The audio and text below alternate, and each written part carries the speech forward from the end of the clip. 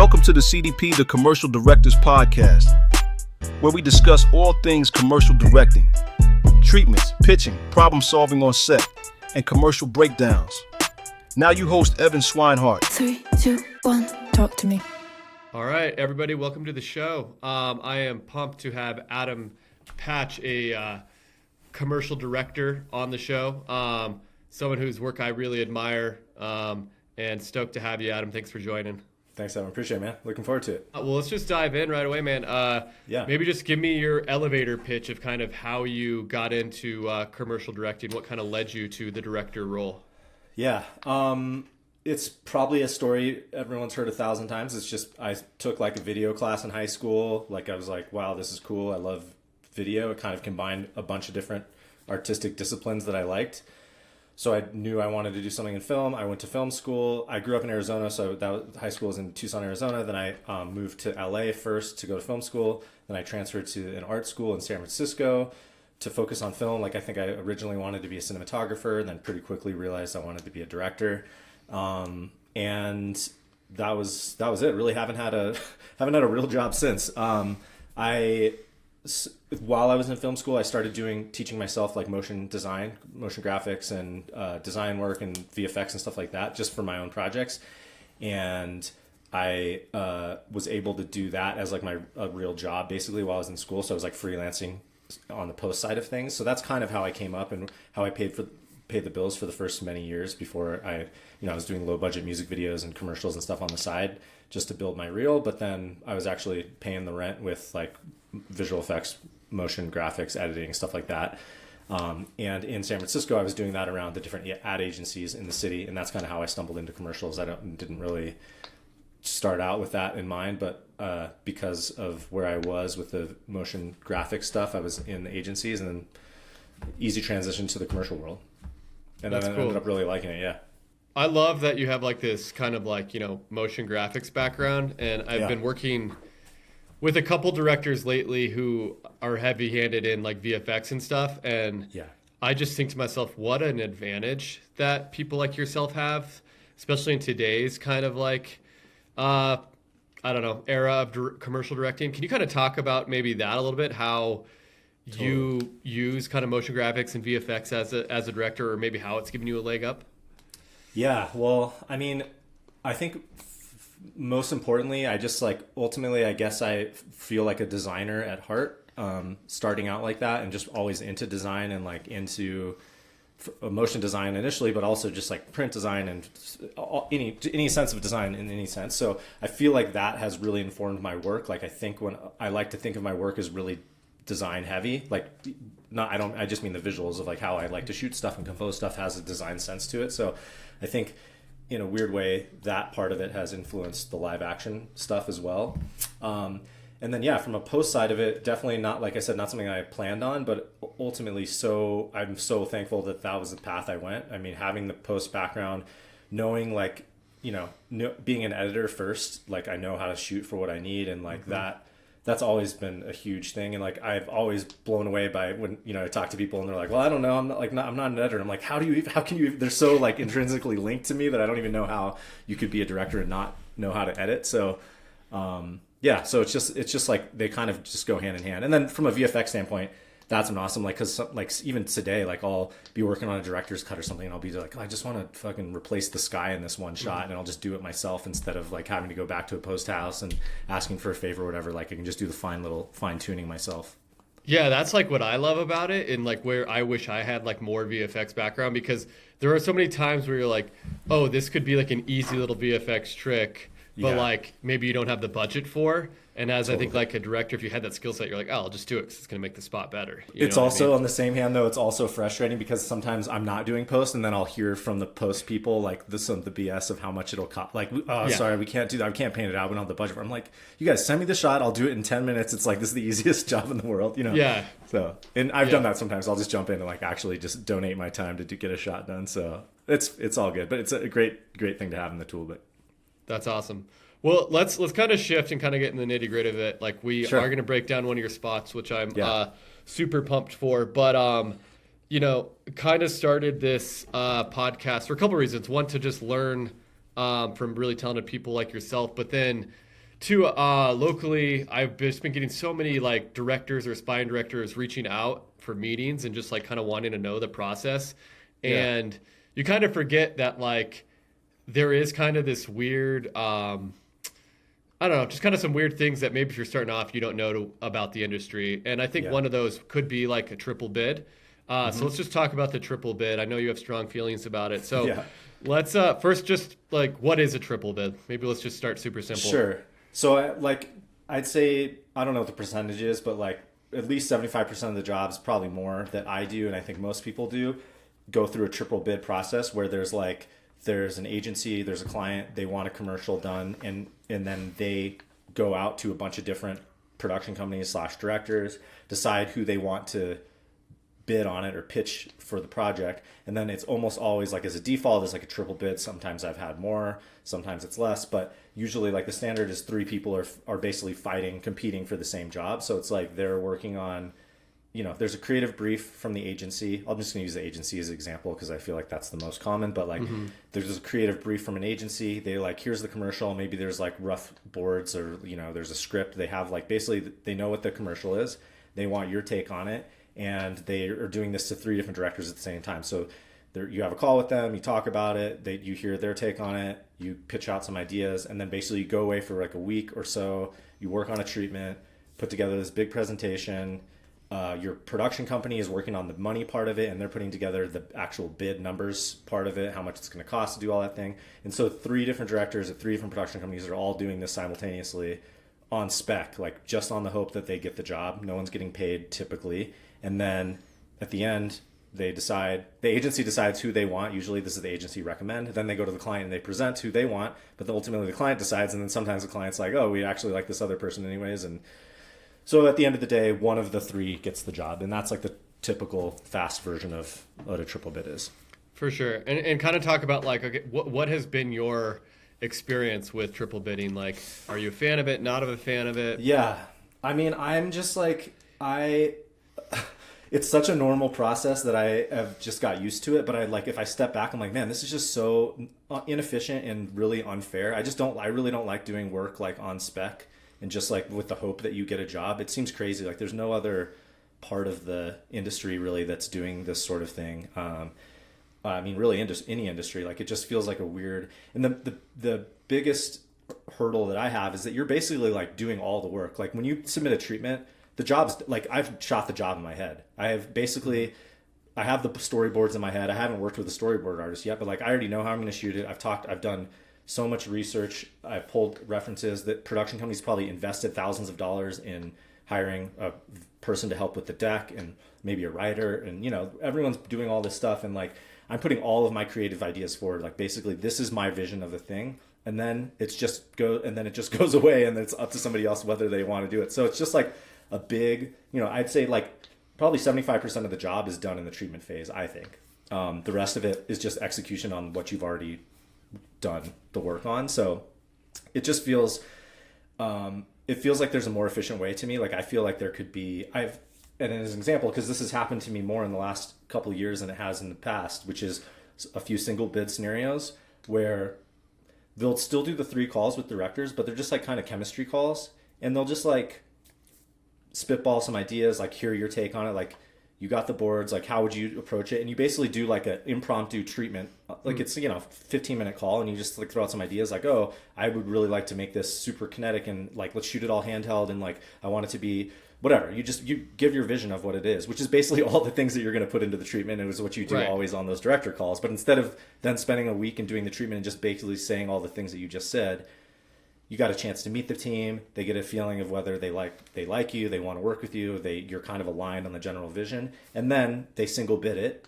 And they say, great, the job's yours. And now sometimes they're like, you still have to do a treatment, which is totally fine, because the treatment is the Bible for everybody. You're sending it to all the key crew, and everyone wants to see it. And it's a good thing to have for sure. So I'm not advocating for getting rid of the treatment, but I think the idea of just like putting all out on the table with the hopes that, you get picked, it feels like wrong to me from a ethical standpoint in some cases. And, worst case scenario, they're just taking your ideas, which happens all the time. Like, and it's not, I don't know if it's malicious, but it's just like, you put forward ideas everyone's thinking about, and the creatives start thinking about things differently. Maybe they, oh, that makes me think of this other thing, and it turns your idea has like led somebody else's job to be better now. So not to be like too protective of like, I'm not like, right. I like sharing ideas and I like being really open and sharing and stuff, but that just always feels a little like yucky to me. Yeah, no, for sure. I mean, I think my worst experience with triple bidding was, one, too, like, I think a lot of the time the agency or whoever's leading triple bid kind of has a good idea of who they already want, right? Like, there's always like kind of like a favorite, and it's typically something that they've seen on that person's reel. Right. You know what I mean? So, like, I think that's what's sometimes hard about it. Or, like, you're the sacrificial lamb a lot is sometimes what I've noticed is, like, if I'm going up against bigger production companies or bigger directors, it's always like, okay, I know we're just the sacrificial lamb because they have to like do their due diligence. But I think the worst thing that happened to me was didn't get a job triple bidding, and they took our locations though. Like, we had done a lot of work and talked about locations because it was shooting such a quick turnaround, and the locations were like, I mean, maybe you would know where these were, but like, it's like they were like in my hometown, spots I grew up. Pretty specific. yeah. You know what I mean? I was like, all right. So that would kind of like stung a little bit. Yeah. But totally. And I think like that's one thing too. I know there's some people talking about like, agencies should have to pay for these, treatments and triple bids. I'm just kind of curious, like, what your thoughts are on that, or if you've come across that. Like, has that happened to you? Yeah, I have. Occasionally that happens. I actually just like a month ago, I was just working on I think it was it was a crazy bid process. I think it was quadruple bid. Actually, it was at the end of the day, I think it was 5 total. It was like me in the first round with 3 other directors. They liked me. They dropped the 2 other directors, and then they brought in a new round of 2 more directors for the second round. Oh, jeez. And they were paying for the treatment, so that was better. But then ultimately, I didn't even get the job. So it was like I did, all that work. Yeah. And at the end of the day, to make, for 3 weeks, 4 weeks of work, and I made like $2,000 or something, and basically all of my ideas on the table is like not worth it. So I think getting paid is definitely a step in the right direction for sure. Like I feel like that could be the baseline as a way to start and get people to do that, especially coming from clients and agencies. Like, they have the money, and like to just chop off $5,000 and just say like, hey, we're going to put this towards the treatments or whatever would be a nice gesture, if nothing else. Right. So I think it's a good start. I don't think it still doesn't seem like the most efficient way. And like I said, if 75% of the job and like the creative part of it is in this process, getting paid $2,000 for that initial thing isn't really, that's not 75% of what you're making, So, yeah. What would you say is kind of like, if you can like give your stats, like, on the number of triple bids you're doing, like what percentage do you think you're actually winning out of those? Oh, winning on a triple bid? Yeah. Or maybe even stepping further back, right? It's like, okay, here's the boards, and then like how many boards are you seeing versus the amount of times you're getting asked to triple bid and then actually winning those triple bids? Man, I don't know. I should actually do that breakdown. I mean, I feel like well, there's one other step in the process beforehand, which which is just like you'll hear about a job or see if you're interested before you're even asked to bid. So there's a lot of times like that where that comes through, and that's happening all the time, where it's like, hey, here's the boards. Like, you see the boards, you already start thinking about the job, and you're like kind of thinking about it, and then you don't even get invited to the triple bid. So there's that level too, which is like tons of boards. But I'd say, I mean, I think fortunately I'm over 50% on a triple bid. Like, nice. I think probably 50-50 on the positive side for winning triple bid jobs. I do get a lot of like direct to client stuff where it's like single bid, or it's like with production companies where they already have the job and they just need to be paired with it. Like, hey, we're already doing this job with this production company. We're working with the client. It's a long-standing relationship. We just need a director. They share my reel, and I get selected straight off of that. And that's like the single bid scenario. So that happens a lot too. And I think that's probably what happens. I started to get a taste of that world. I'm like, oh, this is possible. Like, it doesn't always have to just be everyone fighting for scraps. And so, yeah, that's kind of what I'm dealing with right now. I present tomorrow, but I've been working on a treatment all week, but it was like we had won the job, but I have to present like a treatment, right? Yeah, totally. But you don't mind it so much because it is, like you said, like that is kind of the Bible, right? And it helps you figure out all the different problems of the job. So I actually really like the treatment process. It just Me too. sucks when then you For put all the sure. work and don't And in get the fact, job. I don't know if you've had this too, but I've had instances where it's single bid, but then they don't even want a treatment, and I think that's almost worse because then Yeah. like there's no one's on the same page. Like you're Right. like, you're like getting into it, and you have a different vision. Like nobody knows what your vision is really. They just gave you Right. the job, so then all of a sudden you're kind of just in the role of being the executioner. Like you're just there to just execute whatever they want, which is almost Yep. worse. Is like they didn't hire you for your vision, so. Yeah, that can be tricky too. So it is a weird balance. I feel like what you do, the way that you just said it, is the right way. It's like ideally single bid, figure out who you want to work with. It can still be based on ideas, but then still do Right. treatment. Yeah.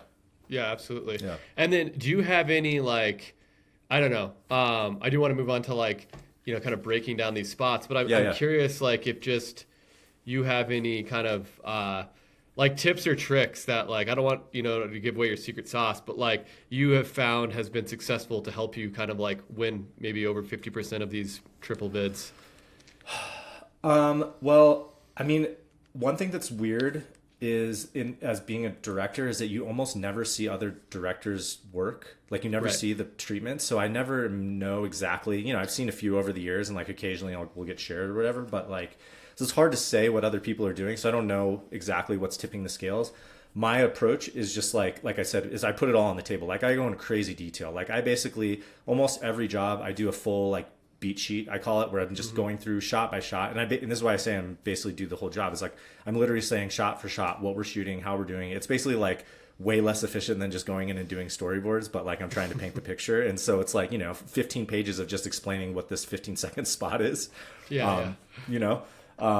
So that's, I mean, I really like to get into it. I'll do like sketches of like, if I'm going to build a camera rig, I'll just do like a sketch of like how I would imagine the camera being rigged, or like a view. Like if it's hard to imagine, I'll just mock something up myself or, so I mean, I just really like to get in there and really paint the picture. I always really like to use a lot of references. To help me pull those references over the years, I've actually recently developed this like plugin, Chrome extension that I've been using. I was telling you about it, but it's basically like a way for me to get references quickly and like quickly act, because like, I don't know about you, but like half the time you're looking for that perfect reference for the deck. You're like, oh, it's this thing. Like I did I see a spot like that like a couple years ago? And then you're like trying to find it and it takes forever and it's like so frustrating. And so like I basically built this, I worked with a developer to build this like extension that was like creates a database where I can tag videos and get to them quickly. And I use that on every job, like all the time. And I feel like honestly, that's probably been pretty key to my success too, because I can pull up stuff very quickly. Yeah, which is huge. Because like yesterday I was trying to I was working on like a page about the talent, right? And I kind of knew what the talent in my head looked like, but like I searched for probably 2 hours just for images for this talent. That I kind of wanted to represent who I'm like kind of thinking this person should be. Totally. And I never found the right one. No. You know what I mean? But it was maddening. Like I couldn't so move on frustrating. until I found that image, Dude, for sure. And then I get obsessed with it too. The way I work is like if I'm thinking about something, I can't really move on to the next thing. So I'll just get obsessed. Yeah. And I'm looking for this one link, and I just spent like 3 hours looking for one link instead of like just writing, which is what I should do. Right. So yeah, and it's funny because I have a few director friends who like know that I have this data, and they'll text me like, hey, can you just like give me a link of I need like a hosted like walk and talk thing that's like a one or whatever, they'll like ask for something specific like that. Right. And I'll just like go into my thing and like search for it real quick and send it to them. So it's pretty awesome. I'll send it to you. I've been developing it. I'm just about to make it public, and like it'll be downloadable on the app, on the Chrome extension store and stuff. Oh, cool. What's it called? It's called Patch Tagger. Nice. Can I show it to you? Yeah, let's do it. Okay. And not to just make it a little like an ad for my extension real quick. That's what this is. Okay. Shameless plugs. Perfect. Okay, so so here's how it works. So I basically most of the stuff that I tag is on Vimeo, and I basically follow, my Vimeo feed is I only follow people who are like I don't follow people just because I want to be friends with them. It's only like people who post good work, so that my feed is constantly filled with stuff that I like. So, okay, so I'll click a spot, and I basically do this on the day, every day. I just look in here and just watch recent stuff. So I'll watch a spot, It's interesting. So immediately, so this is the extension over here. It's called Patch Tagger. So you click it, it opens up. There's this little thing over here, and then you can basically tag it. So these are all the tags that I've already put in there, but like I can just type it in. So this one I would tag as black and white. So like I basically am trying to tag stuff as a quick way for me to come back to it in the future, or if there's something in particular that I like about it. So like this is like there's kids in this spot, so I would also tag it as kids, these are all tags I already have. If there was something, it's also, let's see, this is like a car commercial, so I would add my car tag to it. Okay, so anyway, so you can just basically add as much as you want. And then here's the actual extension over here is like the database. So all those that I just tagged are here, but it's just totally searchable by tag. Awesome. Yeah. So like I'll go to the kids one. So if I click kids, these are all the things that I've ever tagged as kids. Yeah. And you click it and it'll just go straight back to the Vimeo link. And I can adjust the tags here if I want to add them or change them or whatever. It's like all accessible here. So you could see how, like I just mentioned the walk and talk, like that's one of my tags. So, these are all hosted spots where somebody's like walking and talking to camera and the host. So like that's immediately there's, however many, I have like probably 50 here. They're just like ready to go. So this tool has been crazy and I use it all the time and it's been super helpful. And even like for casting, for your example, like I have a tag that's like funny faces. These are just like people, like spots that have where people are making insane faces. Like it's a weird comedy spot.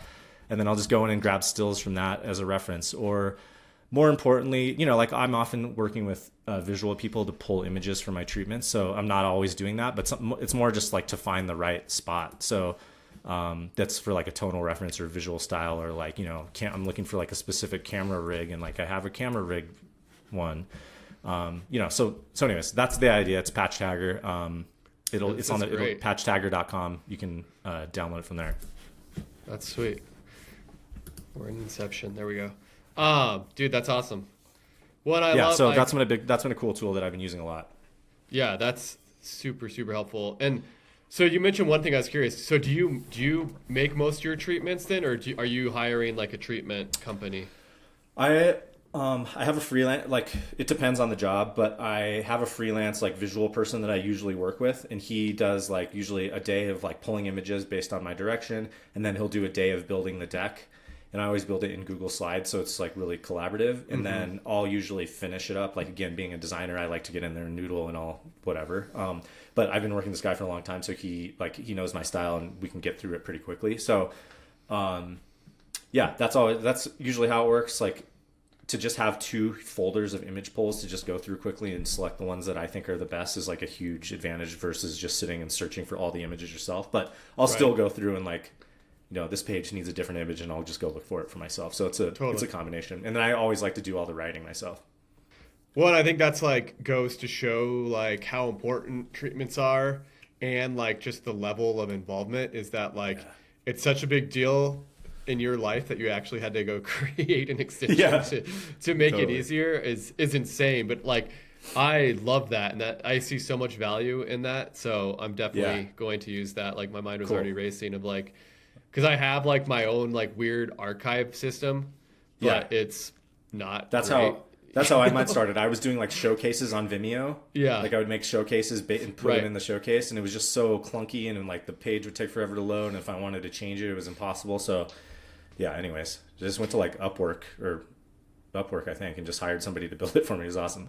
Dude, that's sweet. Yeah, and like one quick thing too, I wanted to get back to the triple bit too. It's like and I talked about this actually a little bit in my last podcast or last episode with like, it's like basically selling creativity is like, it's interesting because you're kind of just selling back, the agency, like their own idea. Yes. You know what I mean? And I think that's what's always interesting, which I think this will be a good segue into your spots here is like, is how much of your own flavor can you put into that spot, right? Because there are a lot of egos involved. So it's like, can you like be like, oh yeah, we're gonna do this and this, but sometimes the creative director of the agency might be like, oh no, we don't want that. It's written like this. Like I dealt with that the other day where like it was kind of this comedy spot. I didn't think it was very funny, but the creative director was like, no, this is how I wrote it. And I'm like, I get it, but on paper it's funny, but like when we were shooting it, it just wasn't totally funny. You know what I mean? Yeah. So like, but they were like, no, that was the script. I'm like, all right. You know what I mean? So it I do think sometimes that can be a tricky balance in the triple bit too, is like how much can you go? Like, are you afraid of stepping on toes, Yeah. Yeah, it's a fine balance. And I mean, I think I try to like read the room a little bit and see where they're really looking for. And also to the creative, sometimes the creative is pretty, like they've done all this shit. Like it's already gone through testing, like focus groups. They basically just want you to come in and shoot the boards. And you're like, and then in that case, that's easy. Like you just regurgitate what they said and, give some examples and talk about how the style of the lighting or whatever you could change this one shot to be a little more interesting or whatever. So that stuff I think is fine. The ones that are obviously the ones that we are more excited about is when it is more open-ended and they really want your input. And like, those are always the jobs that I'm the most excited about. The one we're going to talk about today is a job like that, where they were like, we want to push this, like, let's do something different. We want your take on it. They really like wanted input from the directors and wanted to push it in a way. And they didn't know, there was very little references. It was just like, we just want to do something different. And like, this can't just be a boring montage spot that we've all seen 1,000 times. It was like basically verbatim what their creative brief said. So that was like super exciting.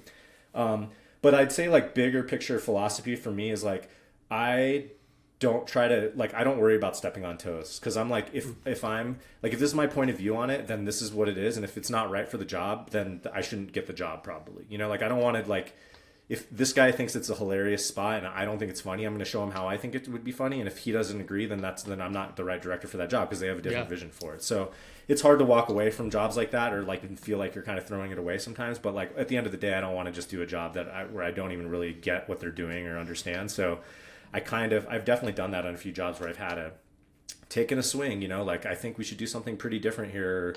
Like I really like what you guys did, but I think this would work better, and like propose kind of a whole different idea or whatever. And you lose the job sometimes, but sometimes it sticks. So for sure. Well, and I love that too, because like you're sticking true to your vision, which in the end, you're not going to end up with a piece you're proud of, right? Or that you're going to want to like show, or that's going to advance your career if you're doing something that you don't want to do. Exactly. Yep.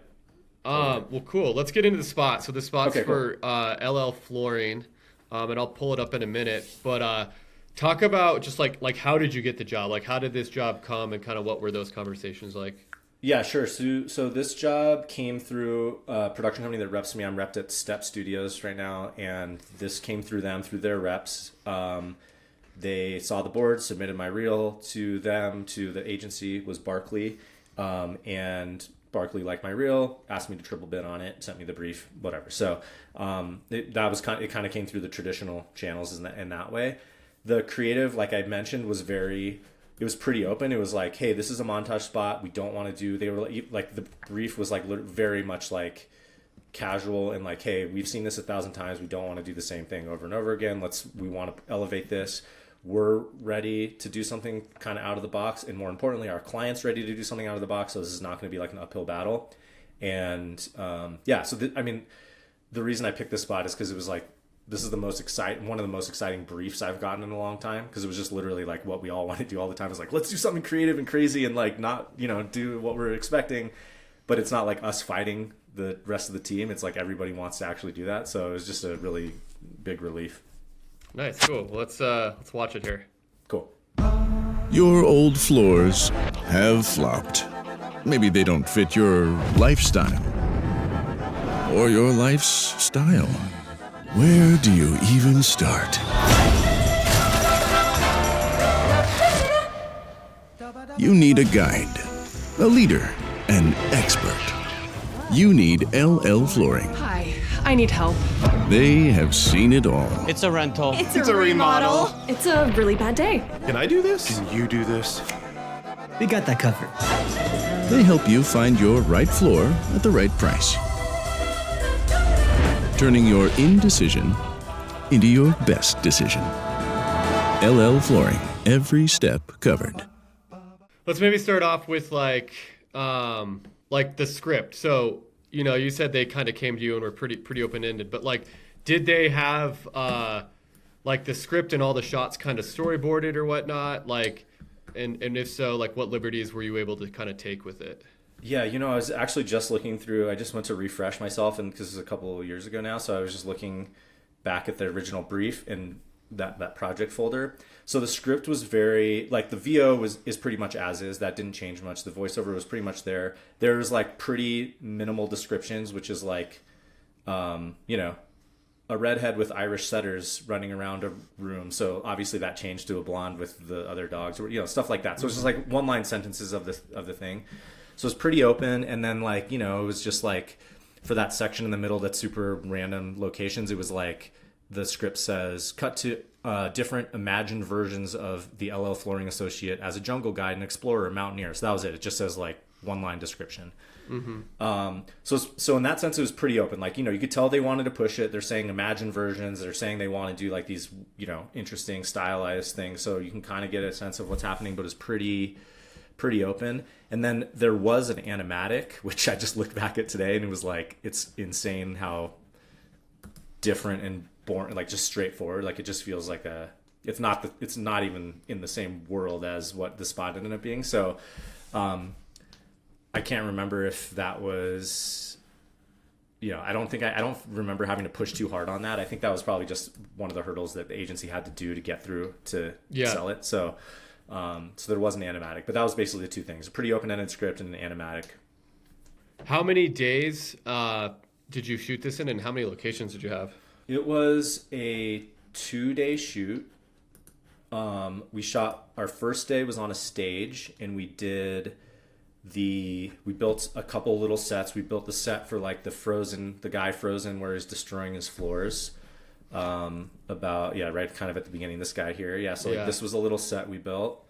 And then we shot the jungle explorer section. This is the rear projection section. So the next scene right here, we did this with rear projection. So we had a big projection wall projecting images on the background with props in the foreground and doing Spike Lee shot. So we did that on the same day. And then we built the LL Flooring showroom, was a set too. So all this stuff was a set. And that was one of the biggest hurdles of the job, really, was because like they don't have, their locations are not good. Like the actual locations are not good looking. There's, you know, it's just a mess to shoot in. They didn't want to shoot it in.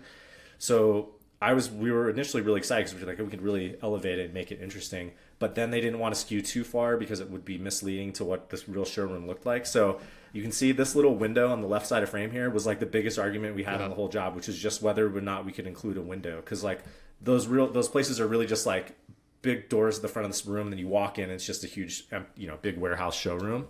So my DP was really fighting for like, dude, you got to get a window in there. That's like the only way to make this place look great, or else it's just going to be overhead boring lighting. So anyways, that was the big argument that we had, and we finally won, and they let us keep one little window in there, which was great. So that was a set build, and then the next day was all the location, which was the house, which was the blonde girl with the dogs and the artsy couple. This scene here, those rooms are just like right next to each other, basically. Yep. And then I think that was it, basically. There was a whole other spot with the blonde girl, so there was way more. There's another 15 or another 30 that we shot with the blonde girl and the dogs. Okay. At the house, so there was a lot more to shoot there than just what was shown here. Did you shoot this in L.A. or where did you shoot this? Toronto. Toronto. Okay. Yeah. That's where LL Flooring's at, I take it then, or no? It was just purely make the money go further. Oh, nice. Not, you know, get around having to pay SAG fees and stuff like that. Yeah. Yep. And who was your DP for this? My DP was a friend of mine named Rob Scarborough. He's like pretty much every job that I've shot in Toronto, I shoot with him. He's the best. He's awesome. That's awesome. Well, so maybe besides too, like this kind of, you know, building the floor room here, what other kind of unique challenges did you have on this job? Well, it was a really big art job, obviously. So like this location, like we wanted her to be in a super like yellow, like we were going for a real Wes Anderson vibe, like everything super colorful and like art directed and stylized. So we knew we wanted like her whole world to be blonde at the end of it, like blonde floors that she gets installed to match the rest of her world, which is obviously she needed new floors. So we knew we needed to shoot on a location for budget reasons, and we knew that we needed a location that could lend itself to being pretty stylized like this. But this room was like, we did everything. Like we wallpapered the walls, we hung up, you know, like we painted the walls, we put in all new flooring. There was tile floor in here. So like from a logistical standpoint, like location scouting and seeing these houses that are like going to have to be massively transformed was like it's always a challenge, especially because like I was doing a virtual scout because we were shooting in Toronto. Right. So I wasn't there to director scout it. So that was a pretty big challenge. In fact, I remember like there were a couple other locations that were more like clearly interesting. Like this was just a boring white room initially, right. And I really kind of had to fight for it. I think like my production designer who went on the scout and some in the agency even, they were a little bit like, I don't know, this other place looks really interesting. I was like, there's tons of windows everywhere. It's gonna be really hard to control. This place is just a blank slate. I like the symmetry of it, so I kind of sold them on it. Yeah, so that was a big piece. And then the other parts were just like kind of the technical stuff, which was, you know, luckily I had done some of it before, but like this frozen moment thing, I hadn't done exactly like this before. And the rear projection was never really clearly a rear projection. It was just like a stylized world. So I pitched the idea of rear projection, which we had to figure out. So yeah, let's maybe talk about these. I love the rear projection because I think that's such a great solve. Yeah. For logistics, like totally. You know, because you can shoot it all at the same location. Exactly. Yeah. The rear projection was, I mean, it's basically like an LED wall, but the stage we didn't have an LED wall, so it's kind of the same idea. But that was like our solve to get it in there. So it's essentially stock footage or stock video in the background. It's like a jungle background, a NASA all center, whatever, and those were just literally Shutterstock or wherever we bought them from. And then dressed the foreground with appropriate props and lit it accordingly to kind of match each of the backgrounds. And then I was just like controlling it from my laptop. I've done this before, and this is my example of post background coming in handy. Like I literally had those plates in the background running off After Effects on my computer. So like if we needed to adjust the color to match like our lights, I would just go in there and do a quick adjustment or like loop the video or like, oh, we need to actually like paint out this thing over here. I could just do it really quickly. So the background screen was just being fully controlled by me. Was this relatively a pretty quick setup, or was there this kind of like something that took a lot of time? It was quick to shoot. It was a pretty big setup. We also did have a build and pre-light day. I should have said that if that wasn't obvious. So there was a full day because like it was a huge screen. Like the screen was probably at least 40 feet. You know, it's like a 40-foot wide screen or something. It was pretty big. Yeah. So that was a big setup, and then they had to pre-rig it with the lights because we wanted the lights to change per each environment. So you had to pre-light it that way. The rig itself, the Spike Lee shot is pretty simple. It's just, you know, dolly track with dolly with like a doorway dolly for him to stand on. So once he was in position, it was fast because we did him in sequence. You know, he would run away and change real quick and come back while we just like tweak the lights again. So we probably got through all three of those in an hour or something like that, an hour or two. Yeah. And I love the Spike Lee shot. Like I think that's just such a fun way to like move the characters different. Like, and here I love it because I think here it's pretty subtle, you know, but it helps so much. But like, I'm just kind of curious about this one. Like, what made you kind of like this choice here? Honestly, I don't remember where that one came from. I think I was just like wanted to tie it into the theme that we were using, and like, you know, just this idea of them walking around the showroom like shopping. I was like, well, we got to do something a little bit like every scene. We were just trying to do something weird and different. So I just like that idea. Like, you know, there's not really just a straight shot in this spot. So like every scene needed to be kind of tweaked and stylized in some way. So I can't remember if I sort of feel like that was a pretty last minute call. Like I don't think that was even in the treatment. I think it was just like on the day or maybe on the pre-light. I was like, oh, well, let's put them on do the train shot here. And like, so something like this. So say if you're making this call on set, was the client like, oh yeah, this is awesome, or were they like, why are they floating? You know, they were totally into it. They were like, again, awesome. the nature of the job. I mean, we're already doing so much weird stuff, and like, I got a great feeling early on by how much they were letting us push it. Like even into casting, you know, I've done a million treatments where I'm like, let's do like cast crazy looking people, but then you get into it and they just like always just want like super commercially looking people. So the fact that we went through callbacks and then proposed like a guy with like a massive beard and like this dude with the swirly mustache and like, like a bearded, like, Middle Eastern guy for like their lead floor. Like these are pretty big swings, I think, in the commercial world. And they were like all for it. So, I mean, that was honestly like, I love all the camera movement and all that, obviously. And like, there's such great pace to the edit. Yeah. But I thought that's like one of the things that stood out the most was I thought that was a really bold choice. Totally. For like their representation of their brand, which I think is awesome. Me too. Yeah, I was so excited. I know. That's why I was saying like the fact that they were just so on board from the beginning. This is not like an uphill battle most of the time. They were just like, let's do it. Totally.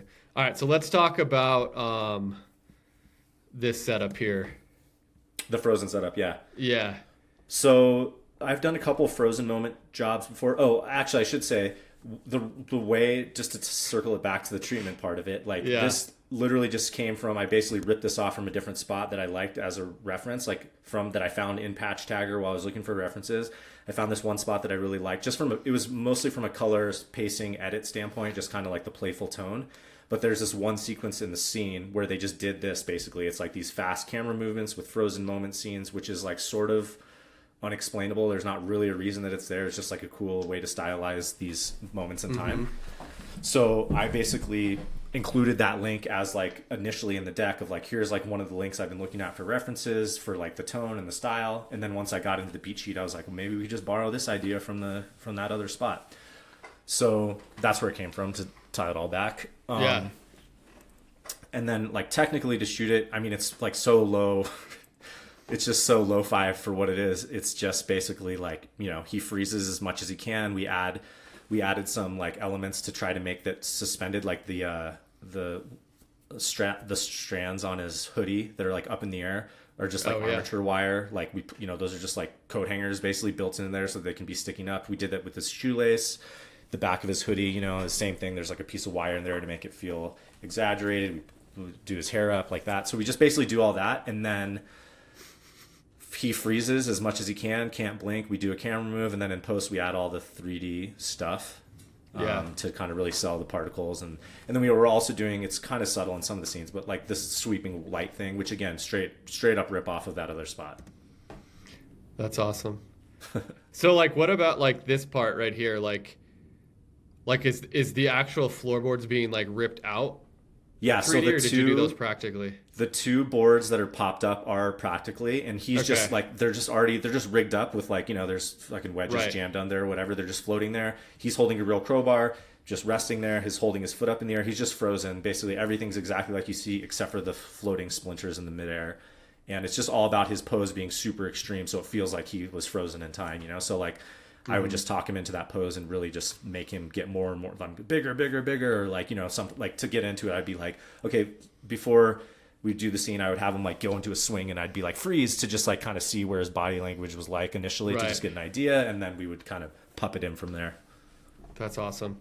I want to talk too, just really quickly then about like just the actors' performances. 'Cause I also thought like, I just, again, your casting, like these were all characters, you know what I mean? Like, and very kind of like unique characters to, I think, the world. But I thought their performances were awesome. Nice. I love this little segment here. Kind of talk about maybe your approach to like working with actors and like kind of these performances that we see. Yeah, I think I'm like, when it comes to performance, like commercial stuff, I'm very like straightforward about just like saying like, it's not like backstory, it's like, it's a whole other type of directing than like a film, you're not talking about backstory and stuff. I'm like, okay, you guys are a newlywed couple. You're so excited to remodel your house. And then I would get it really technical, like your arm, bring your left arm, like during the scene, like bring your arm up to pat her during the shot or whatever, So like, I really get pretty technical about it, and will be like, same thing, but like you guys both look at each other at the same time. So I often will start with basic ideas of just like kind of what I want, see what they do, and then start tweaking it to be more specific and give more of that technical direction. So, and a lot of this I think also came from callbacks and like what the actors were doing, and like, I didn't know exactly who the characters were necessarily as we were like doing the script, in a sense. I mean, you know, like in my treatment, I do this is another thing I think agencies is I like name all the characters. So like, you know, the guy who's like ripping up the floorboards, I just named him Sylvester. So when we're talking about in the script, I just call him Sylvester. And like when it goes out to agents, they're calling him Sylvester and whatever. So Yeah, I love it. and you know, I'm like, he's a guy in a small apartment. He's just fucking lost it and he's ready to tear up his floor. So like, you know, that little bit of a setup is like enough to understand maybe who that guy is. And then you get there and you see this guy has crazy eyebrows and a funny mustache, and I'm like, oh well, let's shoot it this way, and his hair can go like this, you know. So Sylvester, this is my wife. This is what my wife would do. Just to start a remodel project. Yeah, hell yeah. That's awesome. Yeah, I love this spot. Like I said, I think the pacing is super fun, and there's so much going on stylistically. Yeah. But it all flows together. Nice. Like, I'm just curious if you had any like challenges or worries about that, because there is so much timing with the different camera moves, you know. Yeah. But you've got a few different styles too, right? Like we've got this kind of frozen effect. We've got the Spike Lee dolly shot. I actually thought this was a really interesting decision too. Yeah. But like works so well. So I'm just curious, like you've got all these different stylistic things, like why does it work? yeah, exactly. Like Yeah. how do you do it? Well, I don't know. I mean, I think in a way it's because they're all so different. Like we're not doing one style, and for me it was important to establish that at the beginning. Like so, every like, you know, you can't start thinking like, oh, I get what this is. Like it has to be different and weird as it goes along. Which again, it was based on the brief initially, so this wasn't an uphill battle. They wanted to be weird and get funky. So, yeah. So I in a way I think it works because it is so different. It's like that frozen moment effect is one thing that you're going to see in one scene, and the next scene is just going to be something totally different. And like as long as the visual style is the same, and there's a through line, and the voiceover is so, you know, tongue in cheek about it and being weird also, that it just kind of works. So I mean, I feel like to just sprinkle in one of these moments into a straight spot would just be weird. So the fact that it's like all kind of a little bizarre and a little stylized, like it's just basically the common theme is like getting weird and stylization, you know, in one way or another. Yeah. Which is awesome that they were so into that. Totally. Yeah. And I mean, again, like I was just looking at their brief again, and I think it like literally says, let me read verbatim what it says. It was like, that's where we need your help with the coolest camera techniques and weirdest ideas. That's literally the brief. So it's like, you know, a dream. Like they really want to That push is it a and do dream. weird stuff. Yeah. Yeah. Like And that I just spot even of- love. Oh, go sorry. ahead. No, I go was ahead. going to say the shot of him walking in slow motion, the like from the right stuff, you know, like the slow motion astronauts walking down the jet bridge scene. Yeah. That was an example of something also that I do in treatments a lot, which is like sometimes I'll just put throughout like multiple choice. So like in this scene, I was like, so for this section with the associates, like there's a scene where like it's like the associates walking through the store or whatever. I was like, I have 3 ideas that could be interesting here. Here they are. And I just put out 3 ideas. One was like this right stuff scene. Another thing where I was like, I think I proposed that like you see multiple versions of him like working with different customers. Like there's like he's cloned or whatever, or it's like a time lapse or what. I can't remember what all 3 were, but it was just literally like Right. 3 versions. And I was like, I think all these could be cool. I'd be curious what you guys think feels right. And ultimately they picked this one. That's awesome. No, I love it. I also like love the way you kind of like transition from like the flooring. Yeah. I thought this was like so much fun. Cool. And is this all like just like dolly and gimbal, or how did you jib? Like all how did this you stuff kind of... was, I was just like, I think probably just like on a lambda head for that part. And then this Yeah. part, the spin shot was something different. I can't remember. It was some sort of remote head with gears that we had a separate, you know, that was like in camera, Yeah. you know, it actually flipped upside down and spun it. Yeah. So that was actually technically pretty tricky because the physical space was really tight. So we were really jammed up there. Yeah, this is great. And this house is the same house as the blonde. Yeah, house. like they're literally facing each other. So like the yellow room is like the front of the house, and then there was like a landing at the bottom of the stairs, and then this is at the back of the house. Okay. That's cool. And so art department was over there while we were shooting like painting and dressing and stuff while we're shooting on the stage day. Yeah, okay. That's crazy. And like, how big was your art department? Do you remember how many people you had? I don't. Well, let me look. I have a call sheet right here. There's like 1, 2, 3. There was like 3 keys, and then 1, 2, 3, 4. Probably like 10 set dressers. Yeah. Okay. So you had a big team to help. Yeah, So that's a big transition. Pretty big yeah. crew. Yeah. Yeah. I mean, with the set build and like the LL floor, like the showroom was like a ton of stuff. Like those are all actual samples from LL Flooring that had like the signage, and like we had to do custom signage for all that stuff, and get the shelves from all that stuff. So I love all this movement. Thanks, man. Yeah. So good. That's like one thing too, like I was curious about, because like obviously this is the director's cut. Yeah. So we're running like 47 seconds here versus a 30. Yeah. But when you're doing all these camera moves, how do you plan out your kind of timing to make sure all these are going to hit and you're going to land those beats in a 30?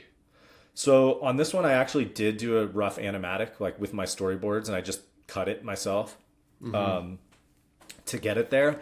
And if I'm being honest, I feel like I knew there was no chance that every single thing was going to make it. Like there's no, like the script that they had was longer than a 30 as they wanted. So this is a whole other separate conversation about director's cuts, but I like almost, if there's something I'm into, I go into the job with the director's cut in mind, and I'm like, they'll figure out how to make it to a 30. Like obviously you can just cut stuff or whatever, but like I'm going to make this the best version of the longer form spot as I can. So not to say that I'm like milking shots or making them extra long, but like I wasn't like, well guys, this shot has to be like literally 15 frames in order to fit in the edit. I'm like, well, it should just be as long as it needs to be right now, and then we'll figure out in post. So so the animatics helped guide us, and then I did know that some things were going to get cut, and you'll see, you saw in the other version, there's a lot of this stuff that isn't there.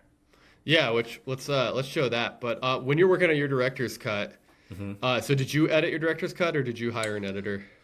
I did, and actually this was a unique one because I actually cut the main spot too. Oh, you did? Okay. Yeah, like they wanted me. They knew I was an editor, and they asked me if I'd be willing to cut it. So I just four-walled here in Denver actually, and agency came in and we sat and worked on the edit for a few days. So I don't know. I didn't take it all the way through the finish line, but I like got through the first round, and then they tweaked it from there. So I cut it, and then I cut the director's cut too. Cool. Well, let's watch the agency version here. Okay, cool. Your old floors have flopped. Maybe they don't fit your lifestyle. Or your life's style. Where do you even start? You need a guide, an expert. You need LL Flooring. We've seen it all. It's a rental. It's a remodel. It's a really bad day. We help you find your right floor at the right price, turning indecision into your best decision. LL Flooring. Every step covered. So let's maybe start with like, when you were editing this, I mean, did you show them kind of like your more like director's cut? I mean, like obviously voiceover is different, music's different. Yeah. I mean, color comes later, but that's different too, right? I think it was, at the beginning of any cut, you're just using scratch everything anyway. So that part I wasn't even really working on. We were just working on a scratch track, and the music. I can't remember when the music came into it. I think we had that pretty early on from the music house. That part was different. And I think essentially the director's cut was probably the first version that we looked at in this. Like, this is my first director's cut, which is 47 seconds. And they're like, cool, let's make it to 30, So they liked it, but it was like, we got to cut it down. So, that was basically the director's cut is essentially as boarded. Like, that's all the scenes that we meant to shoot, and that's how it was supposed to come together. And then that's how long it felt like it needed to be. And then we pulled it back to the 30. So like big picture, that's what it was. All the finishing stuff was really, I feel like it was just a little bit more finishing at the end. Like, I was probably out of the loop by the time they were doing VO casting, and like, I helped cut it, but then as usual, the agency's jumping in and like clients chiming in on music and all that stuff. And I'm like, I know that I'm doing a director's cut, so I'm just letting them do whatever they want to, make them happy with it and whatever. Yeah. And then we did a lot of like visual effects stuff, and we did post at Locked, which is like this post-production arm of Step Studios where I'm signed. So it was kind of like in-house with us. So that was great because, like, for instance, the frozen moment scene, like that just was moving so fast. In the version that they put in here, I like hated, like I really didn't like where like there's not enough particles in this shot, and then the next one there's all these weird particles that don't feel right, and they're like covering his face, and I was like, what is, you know, but it was just like down to the wire, and they just had to ship it. So I went back in with the 3D artist, and we redid those shots. Yeah. And then like one little fun fact is like the dog initially in the boards was the ball falling on the floor transition. Like that brings us into the floor transition, but you'll see the dog doesn't even have it in his mouth here. And that's because like this breed of dog will not hold a tennis ball apparently. Oh, really? The dog trainers were like, okay, so here's the ball. And they're like, nope, they won't do that. And we're like, what do you mean? They're like, no, they don't fuck with balls. So in the director's cut version, there's a CG ball that's in the dog's mouth. Oh, that's awesome. So That's hilarious. yeah. And then cool. color, we just went back to the color to the same house and just had them recolor it. But then we actually, on this one, for the director's cut, just as a happy accident, the post house was going to do, they were doing a film out on another project. So they snuck mine in on a film out. So they did a film out from ours and like printed it basically. So like the film grain cool. vibe that's on the director's cut is actually like it went back to 35. Yeah, that's awesome. That's super cool. Was there anything like that you were like fighting for that they cut out of this? Like, Of the agency version? yeah, like were there just like, you know, so like, was there anything, obviously you had to cut because you had to get down to time, but Yeah. like, was there something that you're like, this would have fit time wise, but you know, they were not digging I think it so. for It was whatever kind of reason. all a Okay. trade-off. I felt like we had to kill some babies in order to fit it anyways. Like for example, one thing that I felt a little weird about was like the rear projection scene in the agency version is only, I think that we only used 2 of them. Mm-hmm. And it felt like a weird, like, for me, it's like the rule of 3 feels necessary here. Like it felt weird. It was like jungle, NASA, and then he's just in the flooring place. So I Yeah, felt like I wanted totally. a third one. That was one thing I kept trying to sneak in. But it was just, you know, it makes sense. Like, you have 30 seconds, you don't need to spend... They want to see the floor stuff more than him Right. being in, you know, command center or whatever. Yeah, I'm curious with the voiceover too, because like, and I know you said like it came in later, but I thought the talent you picked like kind of matched the style, Yeah. the pacing, and like the comedy. Like I think it sets the comedy up a little bit better. Yeah. Yeah, I agree with that. And the music were both like something that I feel like easily... That's... I don't know. It's that those 2 things always feel like the hardest to kind of get through the finish line to keep them weird, even in a spot that's weird like this. Like I always look back at like that Lurpak spot, you know, that one, there's like this one Lurpak spot that everybody references for food stuff. And it's like the craziest voiceover ever. And I'm like, dude, how did they get this through? It's like the most insane gravelly voice. And Yeah. I've referenced that a lot. But, you know, I think at the end of the day, like everyone's been working on this for months, and then you're sending like options of voiceovers to the client. And that's a real like ABC. Like you can really clearly pick to play it a little safer or do something really weird. So I think it's a hard instinctual thing to keep it pretty stylized at this stage. So I think that's what it was. And then the music is just an example of like budget. It was like the music that's on mine, I think, is like, I just stole the track. It's not, I don't think we licensed it. It's just for the director's cut only, and it's a real song, whereas the others from like a music house. So Well, let's talk about like director's cuts, because Sure. I'm just curious your take, because this has been like in kind of some conversations I've been having lately. Like, so I've had like a couple agency people reaching out to me about, not me personally, but they were in some situations with some other directors, not happy about a director cut being posted without their permission and different things like that, and kind of just looking for like, you know, what's standard in the industry. And then our actually at Luminati, our internal creative director basically said he thinks director's cuts are disrespectful, and he's from the agency world. Oh, interesting. To the agency as like, hey, this was their idea and whatnot. So it's just kind of been funny. I've been kind of getting all this negative feedback about director's cuts lately. Yeah. So I kind of wanted to, you know, get your opinion about the director's cut. Sure. Well, I've never had a bad experience with it. Like I've never had somebody say like take that down. This is not allowed. But again, it's like, it's mostly just on our reels or on our website or something. And like, I don't think people aren't really seeing it ultimately. So I don't think they're super worried about it. And from an agency standpoint, I've mostly had the opposite experience, which is that most creatives are excited about, we're talking about the director's cut on set, like they want to do a director's cut for their reels to the creatives, so again, that's best case scenario. You're finding somebody you're really aligned with, but like if they're, they want to make it super cool, and oftentimes the client has them handcuffed about what they can do. So like I found that creative directors or just creatives in general are usually excited about a director's cut. I definitely sent this to the guys when I was done, like, Nice. And they were excited about it, I think. So, yeah, I've never had a bad experience. I think that it's like, the reason that I really kind of leaned into it was that, the director Ian Pons Jewel, who like was fucking top of the game and crushing it for a while there, when he was on a tear of just like posting amazing spot after amazing spot. I was like obsessed with him, following his work, and all of his spots were just so, I was like, how is he doing this? Like, how is he getting this level of shit? And then I did digging, and I saw that all those spots that I was watching him were all his director's cuts, and like the main spot for Ford or for Google or whatever, it's like they were way more tame and like not as, I mean, they were still pretty wild and funny, and they were good spots, but like his director's cut was the thing that was making the rounds, that everyone was reacting to, they were all getting excited about. And then I just realized sort of how important that was, and how it kind of gave me permission to be like, oh, okay, like that, it made me feel like, how is anyone supposed to do work like this?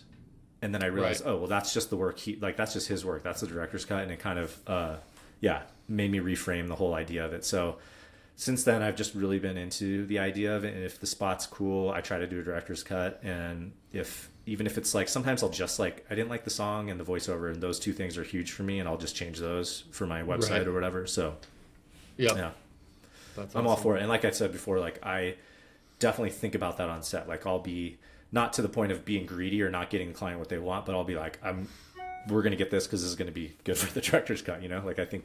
And sometimes that stuff works out to be good in the edit too. Like just that mentality of like, we're getting the best thing and I'm not here just to execute what they want, is a good like philosophy to have, I think.